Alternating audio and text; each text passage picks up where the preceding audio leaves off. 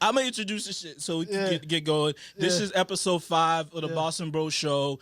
Quarantine still edition. You know what I mean? Jeremy, like shit. Shit started to come back.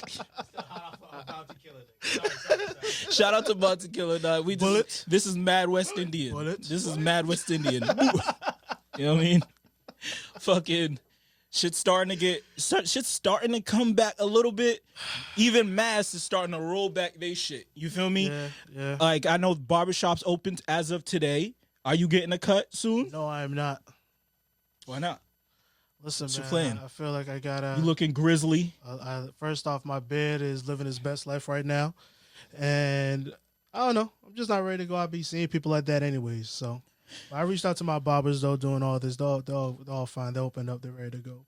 Yeah, I was like, I'm worried about that. You know, because we know we know a lot of people that are out of work right now. So it's like, especially the barbers, the hairdressers, all of the, all of them. And it's like, even the personal trainers and shit like that, like, dog, like, the money's gone. But granted, hopefully they got to file for unemployment, Hopefully. Because I know some contract workers, because taxi drivers, all that shit, they got to file for unemployment. So they should be good in that sense. But at the end of the day, if you have your own shop, it's like, is that paying the bills?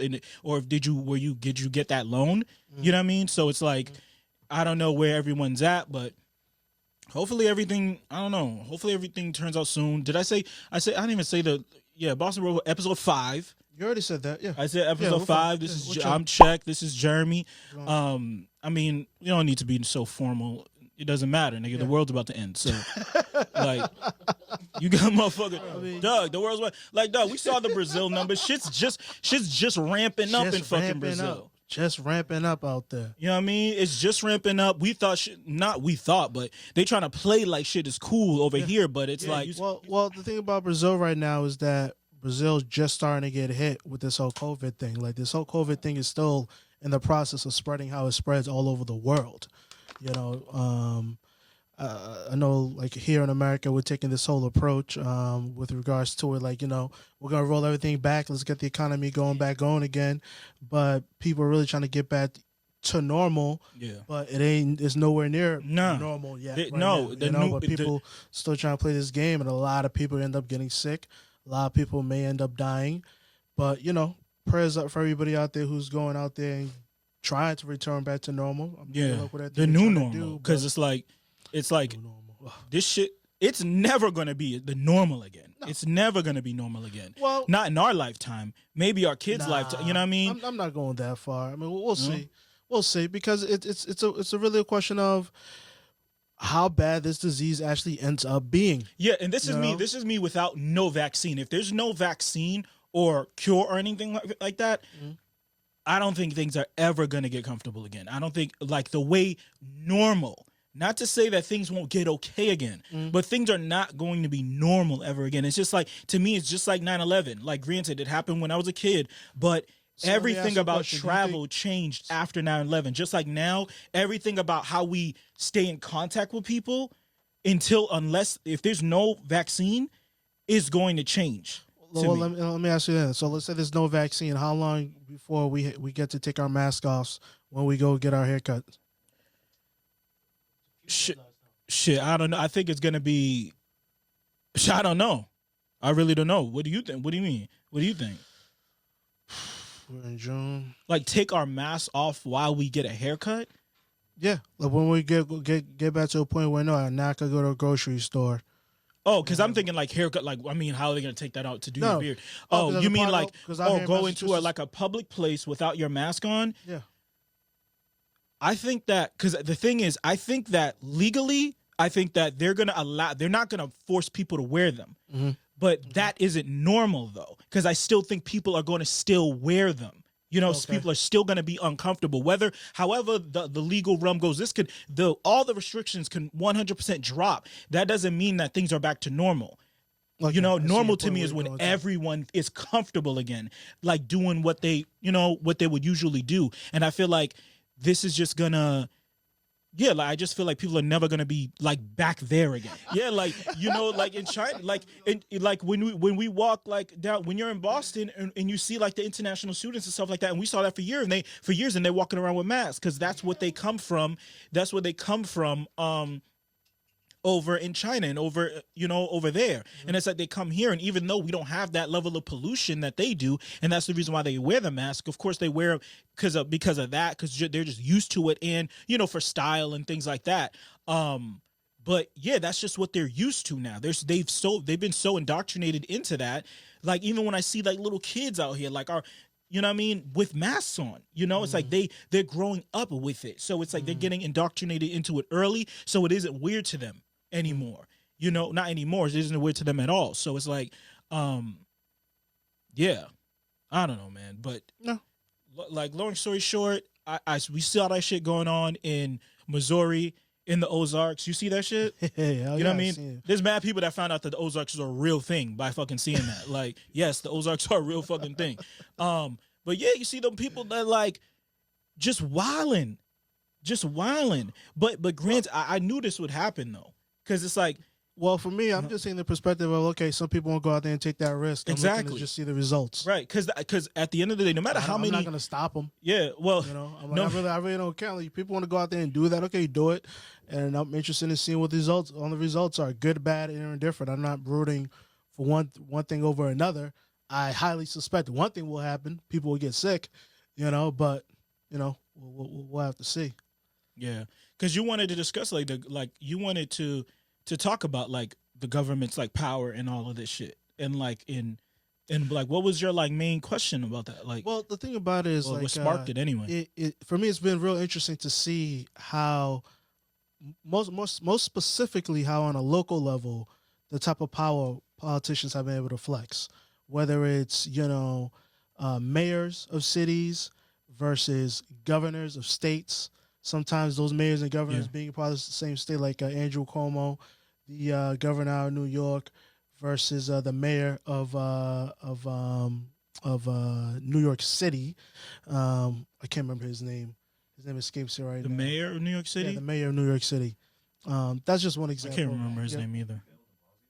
Yeah, de Blasio. Bill de Blasio, yeah. So Andrew Cuomo and Bill de Blasio, the type of beef they've been having, where Bill de Blasio can say, yeah, we want to open this back up, and Cuomo's like, no, you're not opening it back up because I'm the governor. Yeah.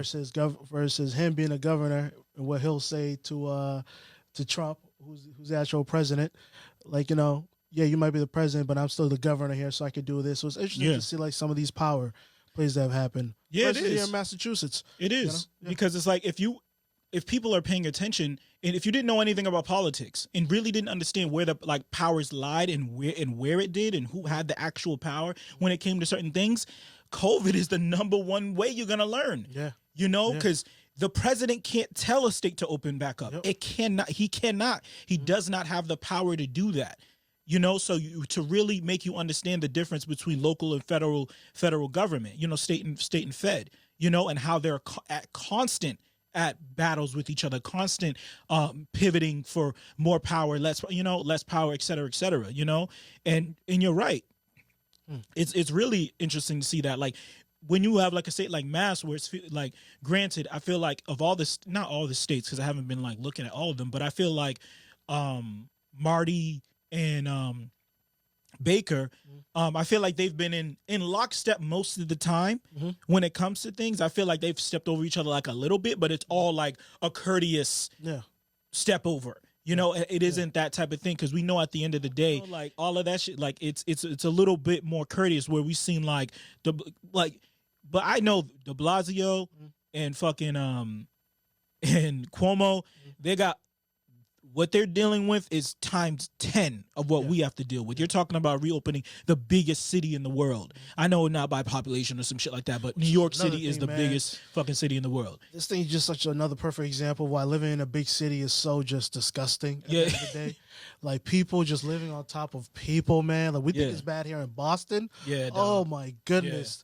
People in New York City, they come at you like waves. Yeah, man. Bro. Yeah.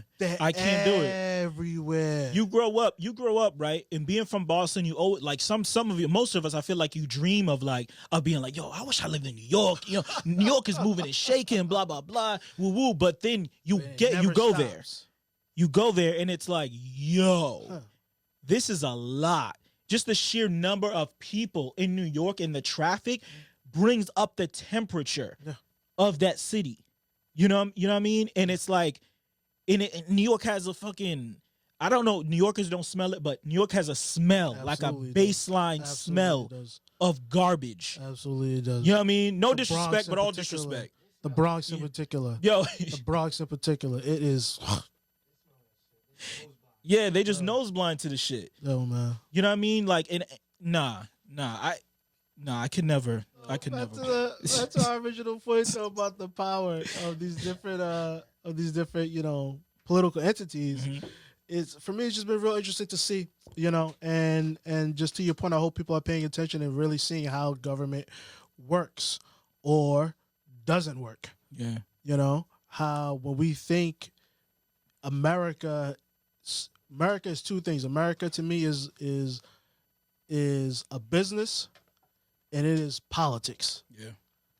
Is two things. And the political business is a very interesting business, and seeing it, and to see how things are working right now, to see how, even politicians at the federal level, certain senators, I ain't gonna name drop, do your own research Name 'em. and see what's going out there. I'll put the states out there. Kentucky, you know who you are. Kentucky, you know who your senators are. Yeah. Georgia, the fucking know that tortoise. Fuck that nigga. Oh man, but yeah, you just gotta. Hopefully, you're paying attention to what's going on right now, to the power dynamics and how everything is moving and shaking. Yeah, you're going research, man. Everything's going on at a local level right now. Yeah, because I mean, yeah, man, like that, like we talk about that state that gap between state and local. You know what I mean? When it comes to all of this shit, from this COVID shit, when it comes to certain laws passing, even law enforcement. Look what the federal government just did, nigga. It just let Tekashi out, nigga.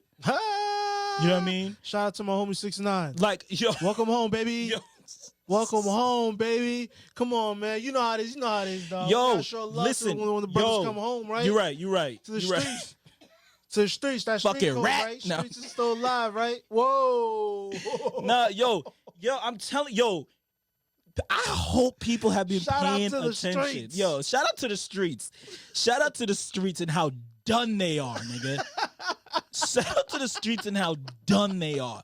Like, yo, this Tekashi shit, you know what ironically, what it reminds me of is like, it reminds me of the 2016 election.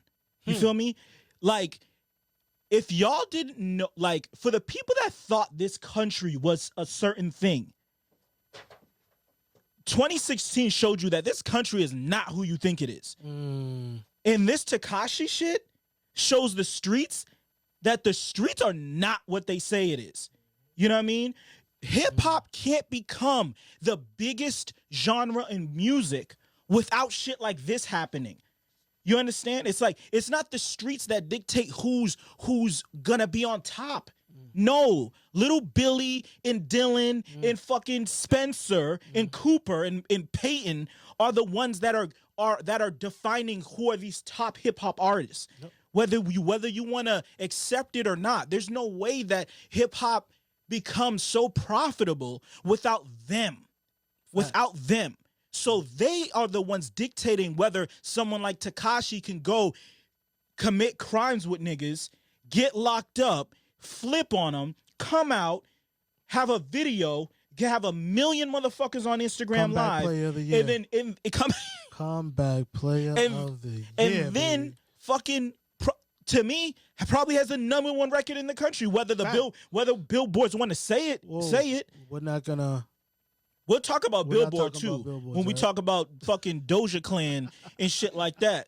Because all those kids you just named who just said Takashi's gonna be cool, they're gonna be at Doja's concert. They will, right? They will singing "Say So" and all that shit. Absolutely. You think they give a fuck about her making them songs?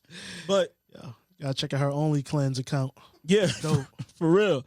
Like, but yeah, man. I mean, Tekashi's out. Listen, Tekashi came through. Like a part of me couldn't believe it, but the bigger part of me believed it 1,000%. Yeah. I expected this. I fully expected this. I thought if he came out, none of it would matter. None of it would matter. The niggas, because at the end of the day, let's throw the contrast, right? You have Tekashi on one end, and you have Pop Smoke on the other. Pop Smoke, a 20-year-old kid who, for all intents and purposes, lived out his rhymes. And how did he leave this earth? You feel me? And they mourned him for a couple weeks, and then niggas moved on. Cause niggas die every day. Rappers die every day. Them white boys, them niggas weren't pushing for Pop Smoke. They weren't. You know, but at the end of the day, like, and you have Tekashi on the other side that went and snitched, did all this other shit, and he's welcomed with open arms. You know what I mean? Pop Smoke is out here on tracks posthumously, you know what I mean? And those shits ain't going to number one. Those shits niggas ain't pushing, and you don't see other rappers and other people pushing the Pop Smoke record so he can get play, so he can get some royalty, so his family can get taken care of. They ain't doing that shit, but Tekashi's number one. The streets are done. You know what I mean? Streets are alive and well. Like, streets are alive and well. Y'all they kill X and let Zimmerman live. The streets are done. Zimmerman's out here fine. He's probably golfing right now. You know what I mean? Right. But that's my 2 cents. You know what I mean? Like, you know, the whole Tekashi thing for me, the way I'm looking at it at this point is I'm not surprised by any of this at all. You know, the only thing that I do find interesting though is other celebrities, particularly black celebrities' opinions about this when it comes up. You know, because when we talk about the streets being dead, for those of you who don't get it or don't understand it, it's about within the culture growing up.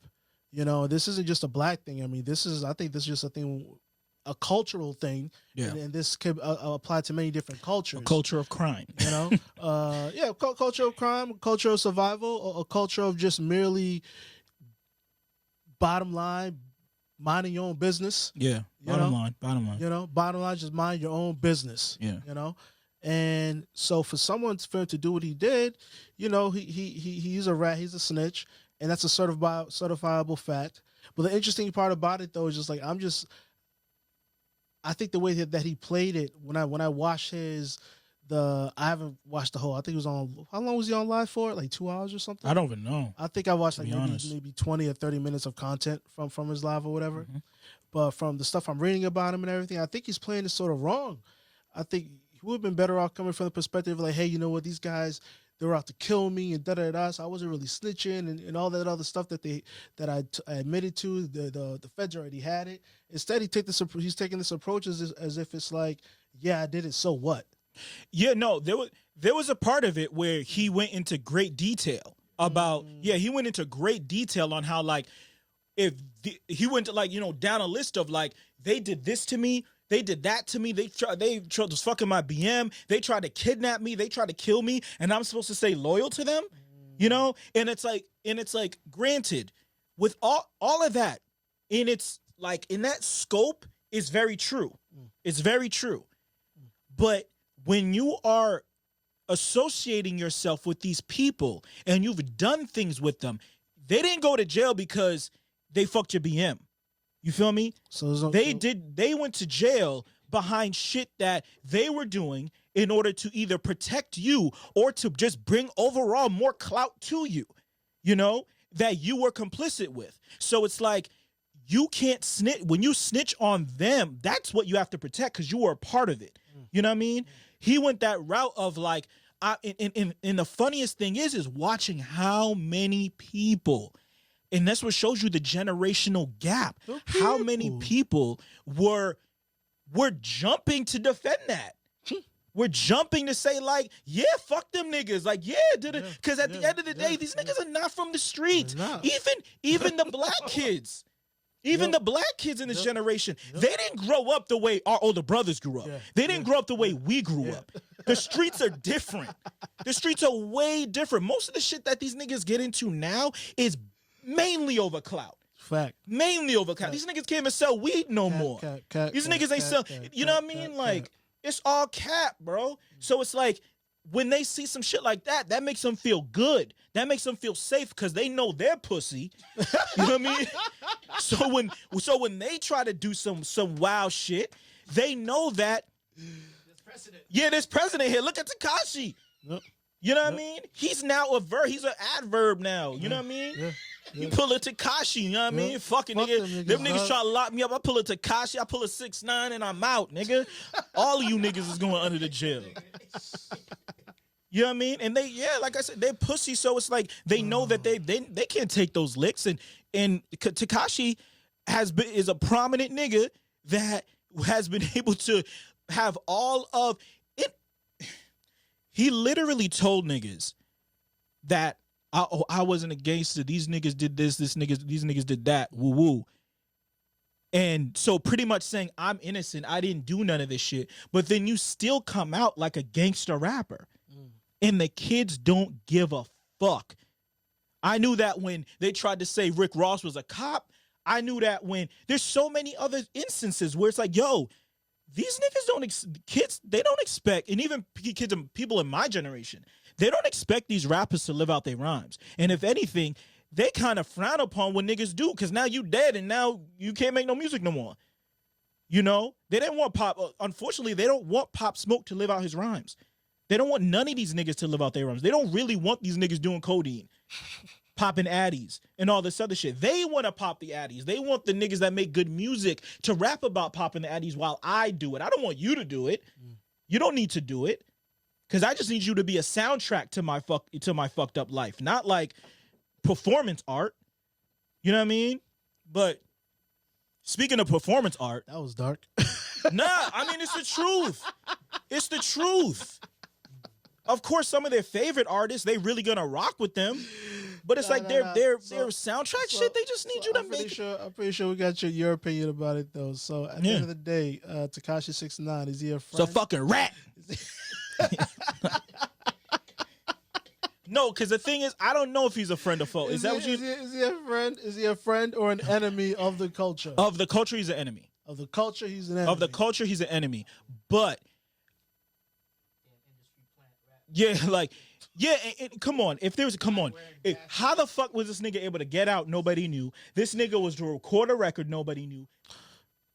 Yeah, so is Tekashi a friend or an enemy of the state? I mean, it's very clear. He's an enemy of the state, right? I mean, the evidence is there for everybody to see it.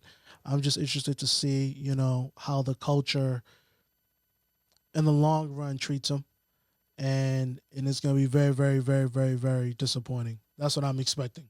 Yeah. You know, because it's not going to change much. Because as a part of the culture, you know, is the people who are not, you know, necessarily of the quite frankly, you know, the same skin color. You know, so you look at 100% of the culture. You got to factor in the fans of the music, the people who go to the concerts, the people who actually buy the albums, the people that actually buy the streaming services just because their artist is now on that streaming service. Because it's you know? That's what happens when you let people in. Yeah, that's when you invite niggas to the cookout. You know what I mean? And all that fucking those dumbass euphemisms. Like, when that's what happens is they take a stranglehold of your shit because there's a whole lot of them and they're very active. You ever go to any hip hop show? Any hip hop show, 70% of that crowd is white. Because white people show the fuck up and they pay. You know what I mean? You go to a Wu-Tang show, 70% white. Fucking Kanye show, 70% white. Jay-Z show, like, dog. It don't matter who it is. They show up and they contribute. They consume. So they're the ones. So it's like we make people cool, and then they're the ones that put the jetpack on it. We tell you Cardi B's cool. Then she gets the jetpack. She gets the team around her, surrounding her, you know what I mean, to make money off of her. You know, we are the tastemakers, but they're the money makers, you know? And so it's like, when that shit happens, someone like 6ix9ine could live. You know what I mean? He can come in, not look like us, reap all of the benefits, snitch on us, come back out and still win. Granted, at first when I saw that live, granted, I don't trust Billboard numbers anyway, but when I saw that live and saw how many people were in it, that to me wasn't, when it was like 2 million people, that to me didn't mean that like, oh yeah, 2 million fans show up. Most people, a lot of people just love to see a car crash. Mm-hmm. You feel me? A lot of people tuned in just to see what the fuck this was gonna look like, what he was gonna say, because it was scandalous. You feel me? So ever since he first came out, the drive behind him hasn't been the same. Because I was expecting more. I was expecting that, the video, the fucking the music, more shit to come out. You know what I mean? He was trying to like, because he had the perfect opportunity to completely captivate the audience, hold the audience hostage for like a week or so, which is like a year in internet time. Yeah. You feel me? Yeah. But after that, it kind of like dwindled away, and then now he's just making videos of how mad he is about the motherfucking his song not going #1. And you know what I mean? And complaining about that type of shit of the clips that I saw. And my rule of thumb is yeah, he could be doing a whole lot more. But my rule of thumb is, if I don't know about it through osmosis, then it ain't big enough. A song ain't a hit record to me unless I hear that shit through osmosis. By not even functioning, you've heard the new Chris Brown record with Go Crazy. You've heard it. You heard Megan Thee Stallion's song. You heard the you know what I mean, all the viral songs, all the hit records and shit like that. And you've probably never even heard the song fully, but you know that part because it's a hit record. You know, with his shit, it's like, or when things go viral, you can't avoid it. But with him, since that's happened, I feel like I haven't seen much of him. I wonder if artists or their record labels ever put out the type of numbers with regards to who actually downloads the songs to use them in ads or to use them in their shows or to use them in some type of advertising as well. Because that's a part of the osmosis, right? Yeah, like, most definitely. Like you could hear this song in the elevator, or this song literally could be used as a jingle now. Yep, exactly. It's like Taylor Swift. I didn't know Taylor Swift. But I know Taylor Swift. Yeah. There's so many songs I'd play for you. You could play and you'll be like, oh, that's Taylor Swift? Yeah. Oh, that's Taylor Swift? Because it's like that shit, when you walk into Target, that shit is playing. Yeah. When you walk into anything, but it's just poppy, whatever. You're not even realizing that what it is. And then you realize like, oh, damn, I see why the fuck she makes so much damn money. She's everywhere. You know? And that's why I still don't believe that Selena Gomez is real. Because how the fuck... I have a theory. I have a running theory that... Your Selena Gomez running theory. I'm a truther. I'm a Selena Gomez truther. Dead ass. Because this started, right? And I call it the Selena Gomez effect. Okay. How the fuck... When I found out that Selena Gomez had the most followers on Instagram, right? And I asked myself, what does Selena Gomez do? Like, what does she do? How do I not know who she is? This was like 2 years ago. I'm like, how do I not know who she is if she's the most followed person on Instagram? And people say, oh, no, she was on Disney and she's a singer. I'm like, then how do I not know any of her songs? How do I not know like anything that she's done? And that's, to me, like, that's just industry plant shit. That's industry buying followers, buying influence, buying, you know what I mean? It's the same thing that they do now with trying to do the tricks to get their songs to #1 and all that shit. And now to a point where they're outwardly telling their fans to stream this, just have it on your phone and keep it playing overnight and blah, blah, blah. Like, dog, that shit is all cap. It's all cap. Like, how does she have more followers than Beyonce? How does she have more followers than Rihanna, than Adele, Adele really isn't that active on social media, but like, it just doesn't make any sense. And when things don't, like baseline shit don't make sense there, where there's smoke, there's fire.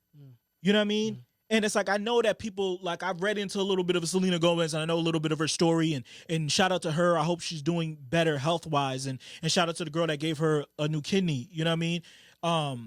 But it's like, it's just, like I said, it's just a working theory of just like, the power that media has to create these stars out of thin air. You know, granted, it's not like I said she doesn't do anything, but I mean, just to me, and granted, I'm not her market. A 30-year-old black man is not her market. But I'm not Taylor Swift's either. Yeah. But why do I know her shit? Why do I know Katy Perry? Why do I know Lady Gaga shit? Why do I know? Because when you're that big, you're just going to receive it, you know? It's just going to be around you, and you can't avoid it. Now, you know, and some people, I remember one person played like one Selena Gomez, I think it was my girl, she's like, oh, she sings this song. I'm like, oh, okay, I know that song. But what's the next song? No. What's the, you know, to me, that's a one-hit wonder thing to me. Then what's the next song? What makes her be, what's the appeal here, you know? But like, what the fuck do I know? Like I said, I'm not her market. I just have that's just my running theory, and I just throw nothing, Jon Snow. Yeah, I throw everything into that thing. I throw everybody into that barrel that I don't really think has that much real influence. That has fabricated influence. But yeah, like we said, like all this ties together to this Doja Cat shit. Fabricated influence, the shit that I said about like, we say someone's cool, and then they get the jetpack. You know, they get the industry jetpack that's gonna rocket you to number one. Because black people have now said you're cool, so now we're about to put you with the best producers, and those motherfuckers that have had number one songs in the tuck, but just waiting for an artist, for the right artist that has its own has their own flow going, for me to give it to you to send you to number one, to make you a pop sensation. You know what I mean? Because Doja Cat was sitting here making music on YouTube for years. You know what I mean? She got big off that Moo song and shit like that. You know what I mean? But through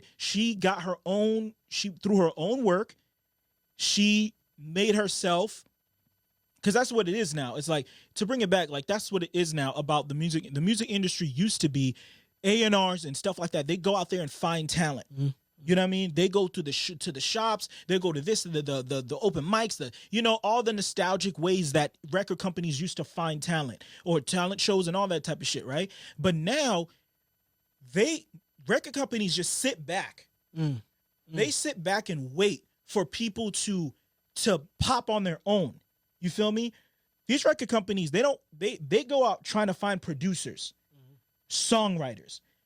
Now I'm going to have a bunch of songs, a bunch of beats, a bunch of dope records, and I'm going to now wait for an artist to pop on their own. You have the records, I have the records, you have the attention, let's bring them together. And that's how you get records like Say So.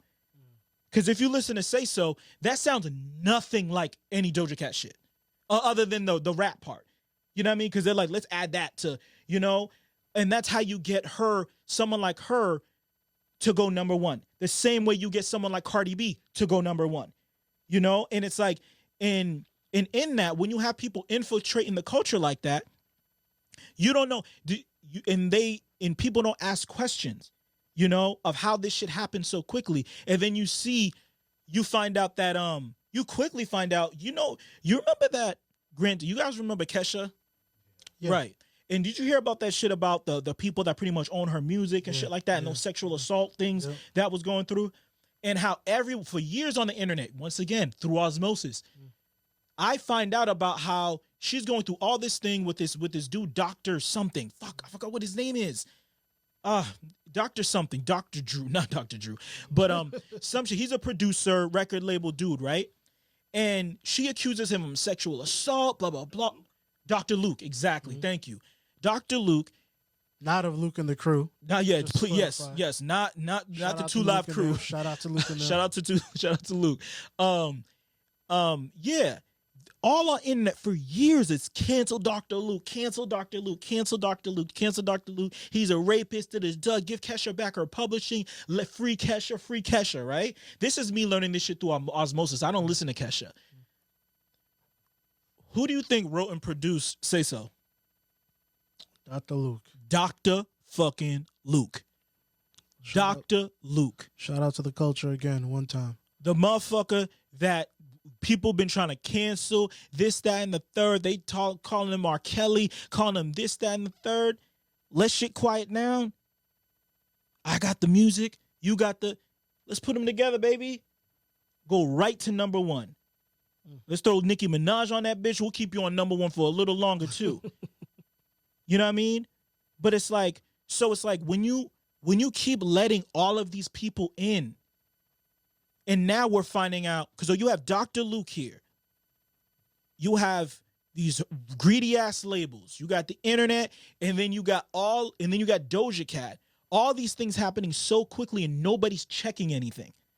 Nobody's checking shit. They just letting shit happen. They see money in the air. We can make money off these niggas. The niggas say that she's hot. I got hot records. Let's put them together. We can make money. No one's making any checks and any balances. And now we find out about Doja Cat. Shorty's out here pandering to white nationalists and racists on the internet, getting, you know what I mean? And all that other shit. You know what I mean? Like, I went on for mad long. But yeah, like man. that whole shit, and the, of course the net been eating her up.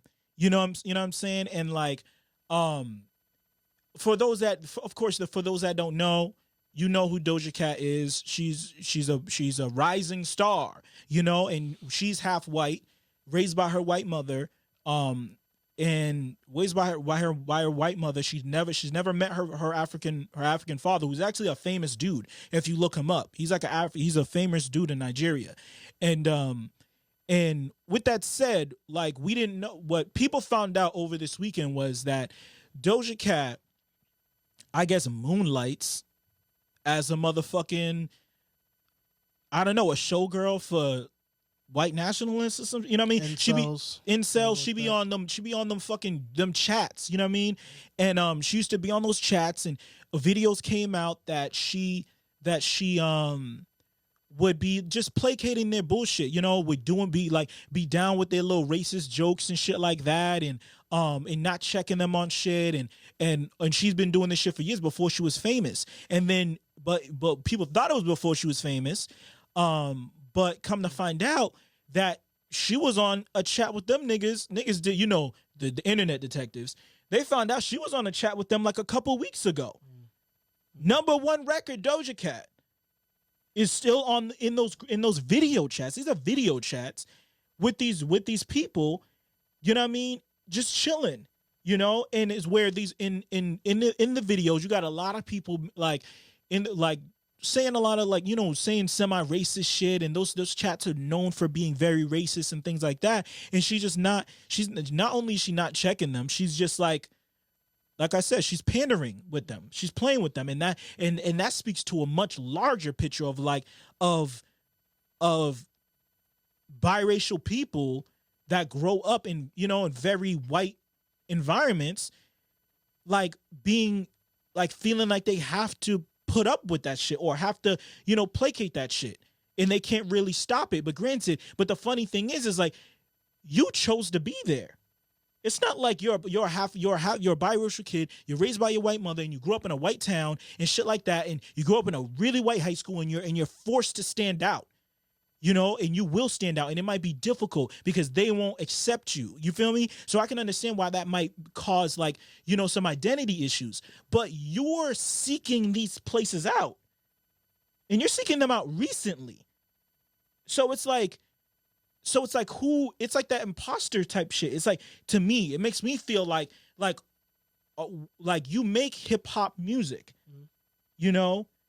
You do all you make hip hop music with a hip hop sound and a hip hop look.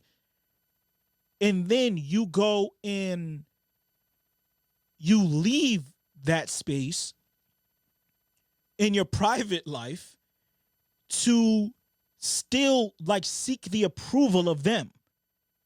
That's what it left me with. Granted, it could go a whole lot deeper, because at the end of the day, how the fuck did people find out about this shit? A lot of people put I guess she put out this video in her live a couple weeks ago, and she said that, yo, if y'all help Say So go #1, I'm gonna show you my breasts, right?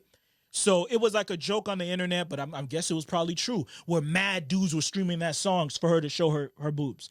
You feel me? And then when it went #1, she went on another video and was like, I'm not showing my titties to y'all. You know what I mean? Like y'all got played, like whatever. It's a playful thing. I guess not. I guess there's some motherfuckers that took it very seriously and wanted to expose her now. Those same people that were streaming the things are the same people that knew Doja Cat from those chats, those video chats. And they had recorded her saying shit, because at the end of the day, even a few years ago, she still was a pretty known person. You know what I mean? She was putting videos out, making music and things like that, but she was still going in these video chats with the common folk. She was just on a pop just more recently over the past like years. Right, change. exactly. You know, but the wildest thing is, you would like I said, you would think that she had stopped at a certain point when they said that she stopped. They said that she used to get naked for them, whatever, and it's her body, it's whatever. But they said that, but she stopped getting naked for them when she started to pop a little bit more. But she still would frequent those same places. Yeah. You know, even so, and it's like, and that's the funny part. That's the part that I just don't have a. Not that I have to have an explanation for, because it's for her to explain. But yeah, American culture is a trip. I mean, we could produce Doja Cat, and fuck them niggas, that did that shit. Hold on, I'm sorry. Fuck them niggas that did that shit just to get at her, because that shit's wild. That shit's wild, and that's basically revenge porn, isn't it? Yeah, it is. Yeah, I mean, they didn't show her naked, but at the end of the day, my nigga, you still were trying to achieve a certain thing, and it's like, I'm always gonna feel a certain way anytime a person of color is done by a bunch of white dudes. At the end of the day, that's who did this. Yeah, you know. So it's like, yeah, but I'm sorry. Shout out to the culture one more time. No, just interested to see the American culture and the type of people we could produce.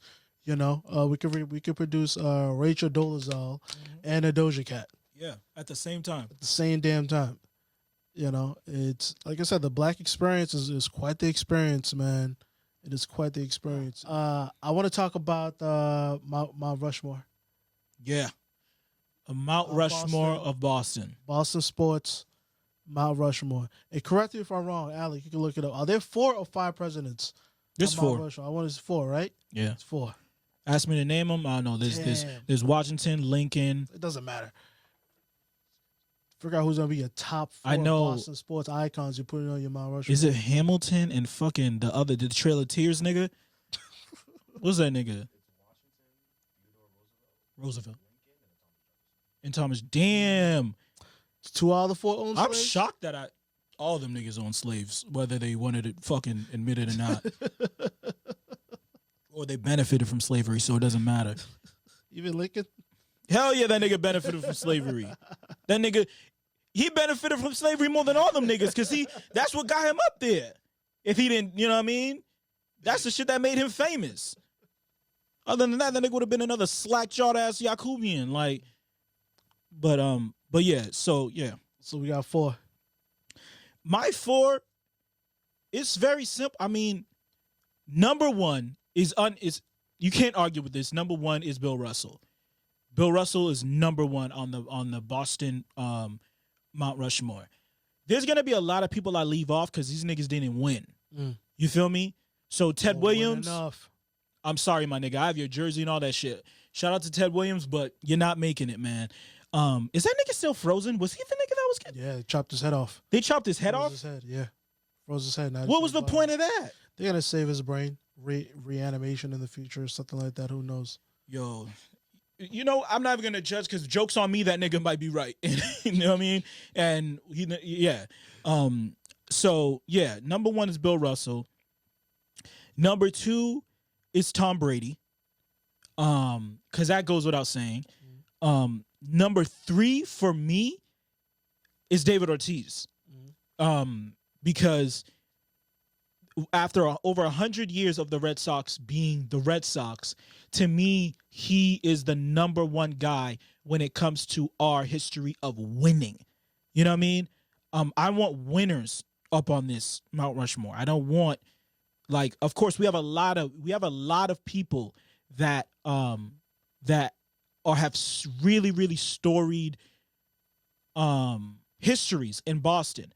But at the same time, not only was I not there for it, but a lot of them I felt like got extra clout because of certain shit, mainly because if they were white. So I'm very more partial to that, to always factoring that in. So it's going to be, Bill Russell, Tom Brady, David Ortiz in the fourth. The fourth, just to keep it. Do I have to keep it all the same, like different sports? I could just put 4. It just has to be athletes. I'm gonna put, because I respect hockey, and I like hockey. I like playoff hockey. You feel me? I don't really watch it during the regular season, but when the Bruins are in the playoffs, I'm in it. So just out of respect for the Bruins, I'm gonna put Bobby Orr. He's gonna round out my number 4. No, because I have the Celtics represented, and it's in Bill Russell. Boston, I'd like to apologize on behalf of my brother here for leaving Larry Bird off the list. No, fuck that. I'm not, leaving Larry Bird off the list. I fucks with Larry Bird. My most humblest of apologies, Boston. I fucks with Larry Bird, but the way that this city fucking pines over Larry Bird, like Bill Russell didn't bring us 11 fucking rings. He was no Bird. Yo. That nigga Bird, you're going to make me disrespect Larry Bird, and that's not what I'm trying to do. That's not what I'm trying to do. Shout out to Larry Bird, but shout out French Lick, shout out to Indiana, you know what I mean? But I'm not going to... Shout out to him being a good son and, paving his mother's driveway for her back in old French Lick, Indiana. Do you know how they would have killed... You know how they would have killed niggas for that? His career. You know how they would have killed him for that? They weren't cutting real checks in the 80s in the NBA like people think they were, though, bro. That's true. That's why I think the whole idea about Jordan getting caught up in the gambling game and the mob, I think is true. Because Jordan was getting checks. Don't get me wrong, but checks he was gambling big. But he wasn't. He was only getting checks off of endorsements. So you trying to tell me that that's the reason why his father got killed? That's a whole nother show. That's foul. That's a whole nother show. That's foul. That's a whole nother. That's an hour show right there. That's foul. That's an hour show. That's foul. But no, that's some fucked up shit. I don't know, bro. Read about it. I don't know. Man. No, read about it. That's some fucked up shit. I can't believe niggas really would like.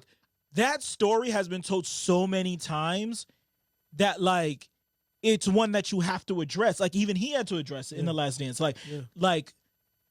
But yo, R.I.P. I think his name was Charles Jordan. Not sure. I feel like R.I.P.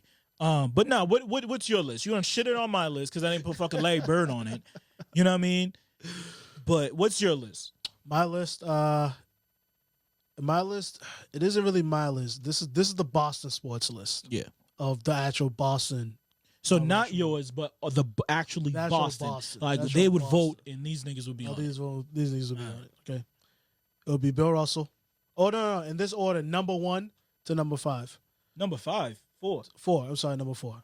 Number 1 to number 4. That's a black Mount Rushmore. Number 1 is Larry Bird. Number 2 is Tom Brady. Number 3 is Bill Russell. Number 4 is David Ortiz. Okay, so you just talk about Bobby Orr. I just took out Bobby Orr. So no respect to hockey in this town. Fuck hockey in this town. Just so we're clear. Wow. Fuck hockey in this town. It's about the culture. Tom's definitely won more than Larry, but Larry's impact on the culture is different because what Larry did for the culture of Boston was it brought, and when I say Boston, I mean white Irish Boston, okay? It brought them a new level of respect in a sport that they never had before. They've had white quarterbacks dominating forever. That's no big deal. They've had white quarterbacks win. That's no big deal. But to have a white guy in the NBA shitting on niggas, and I mean shitting. So you mean it's so the mean that brought them more because of more clout. Like so Bird is number 1 just off of racism. Of course, this is all racism. Check, isn't it? That's true. This is all racism. That's true. Absolutely. Because racism definitely dominates. You know what I mean? Boston sports figures like number 1. Yeah, because even what's your list? My list. Number 1 is Bill Russell. Number 2 is Tom Brady. Number 3 is David Ortiz. And then number 4, this might be the shocker here, Pedro Martinez. I knew it. I fucking knew it. Pedro I fucking knew it. Martinez. I fucking knew it. Pedro Martinez. I was like, how is he going to fit Pedro Martinez into this? Where is he? Because that's where I was like, I love you, PD. Yeah. PD, I love you.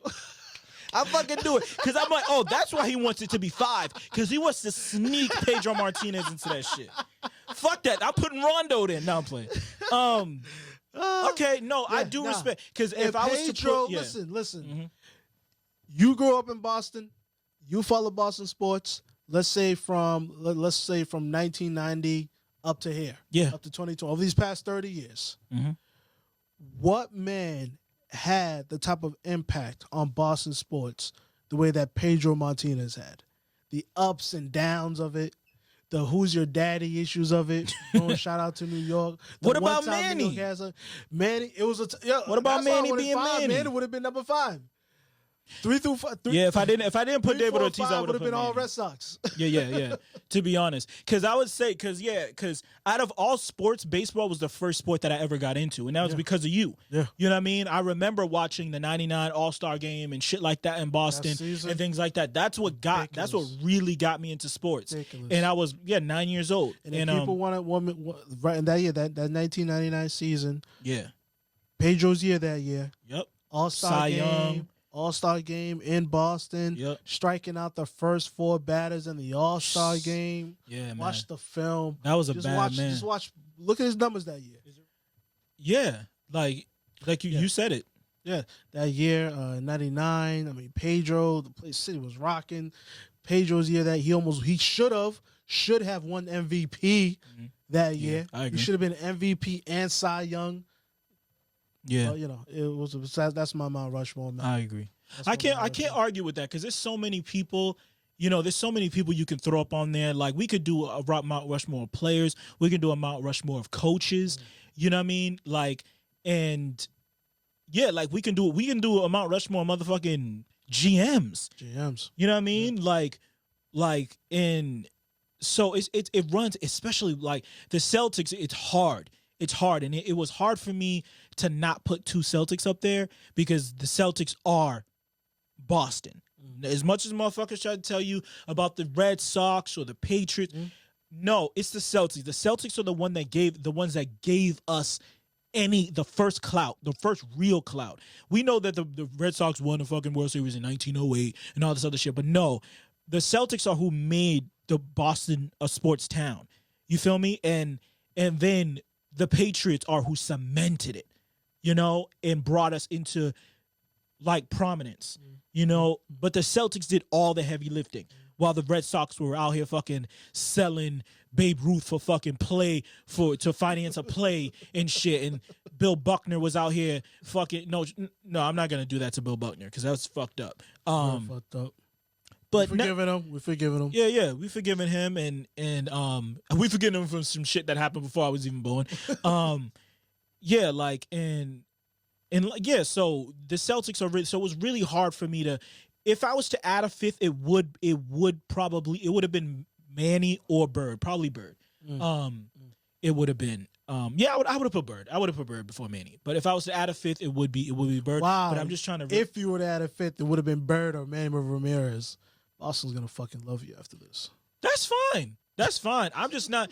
The thing is as great as because at the end of the day, I'm a sports fan first, and I'm a huge Isaiah Thomas fan, and I feel like Isaiah Thomas has gotten a big like short end of the stick when it comes to the NBA because of 2 reasons. Number one, he said that shit about Larry Bird that if he was black, he would have just been another black. He would have been just another player. And then he got on Michael Jordan's bad side because he didn't fucking shake Michael Jordan's hand. Now all of a sudden this nigga's a villain. And then thirdly, he got on Magic Johnson's, bad side.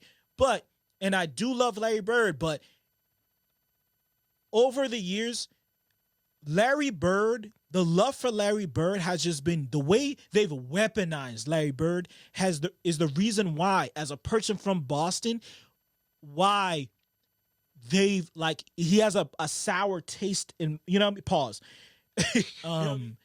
Yeah, and it's like because they've used Larry Bird to shit on Isaiah Thomas. They've used Larry Bird to to shit on LeBron. Like niggas really try to. Niggas really tried to say that Larry Bird is better than LeBron James. Have you seen the highlights though? Have you seen the film? Why? Because he could shoot. At one time, that nigga did a behind the back pass once. Then what the fuck? What are we talking about here? At one time, he passed it behind his back. Yeah, like you let these niggas bring Larry Bird in the conversation. Then it's Havlicek, then it's Kuzi. These niggas are fucking bouncing the ball like this in front of them, and they trying to say this niggas are better than Steph Curry. And it's only with the white players.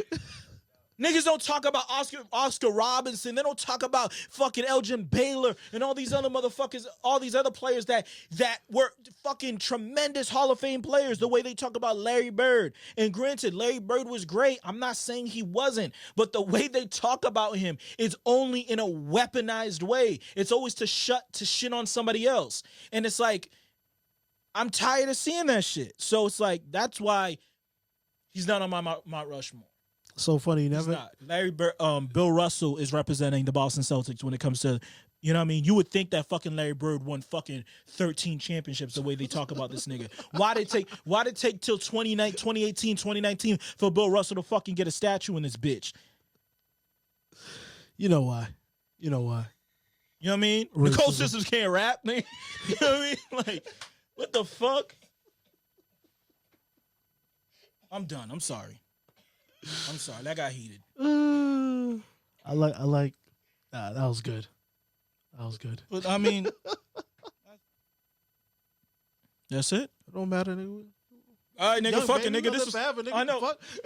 We worry about time, nigga. Yeah, exactly. I mean, we doing this shit for free, nigga. So it's like, fuck these niggas, man. We time out, is man. a construct. Yeah, like, Time's a construct. yo, episode 5, nigga. We out. Time is a construct.